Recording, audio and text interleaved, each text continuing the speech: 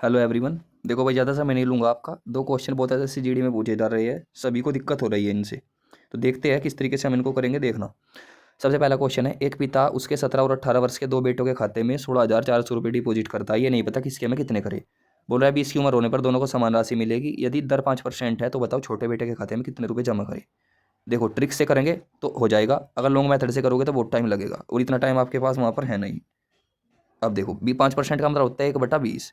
ठीक है, यानी कि 20 से धन हुआ 21, ऐसा मान लो। अब छोटे लड़के की आयु थी 17 साल, बड़े की आयु थी 18, तो दोनों की उम्र में कितने का अंतर है? एक का। तो यही एक जो है घात के रूप में लिख दो, और दो का अंतर होता 2 लिख देते, तीन का अंतर होता 3 लिख देते।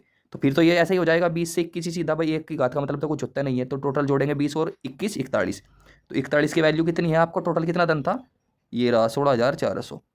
सिंपल काटूंगा, 41 चौका 164 और 2 जीरो, ये 400 बार कटा। छोटे की पूछी थी ना, ये छोटा था भाई, ए छोटा था बी बड़ा था, इसी तरीके से तो थे ना।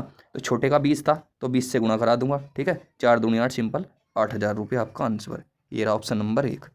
एक क्वेश्चन और देखो, वो भी काफ़ी दिक्कत दे रहा है, ये वाला। अब ये क्वेश्चन देखो, एक व्यक्ति अपने दो बेटों के बैंक के खाते में 8400 रुपये जमा करता है। इस तरीके से निवेश करता है कि 18 साल की उम्र होने पर दोनों को समान ब्याज प्राप्त हो। देखो, ब्याज समान प्राप्त हो, ये बोल रहा है बस। ठीक है, उसके दो बेटों की वर्तमान आयु 13 और 15 वर्ष है। यदि साधारण ब्याज की दर 5% है तो छोटे बेटे के खाते में कितने निवेश करे थे? मान लो एक बच्चा ए है, एक बी है।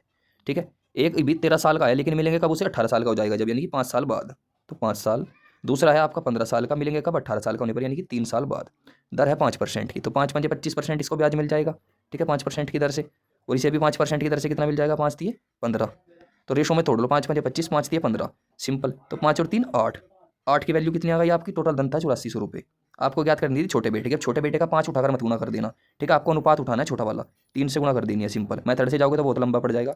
8 से काटोगे 8 कम 8, 8 पंजे जीरो उतार देंगे, 8 पंजे 40 और जीरो, यानी कि 1050। 1050 की 3 में गुणा करनी थी, तो 3150 आपका आंसर। ये रहा ऑप्शन नंबर 3। दोनों टाइप मैंने आपको करा दिए। ठीक है, और कमेंट करके बताना आपको कुछ भी चाहिए, किसी भी तरीके का कोई सवाल हो, उसमें प्रॉब्लम हो, मैं वो भी करा दूंगा।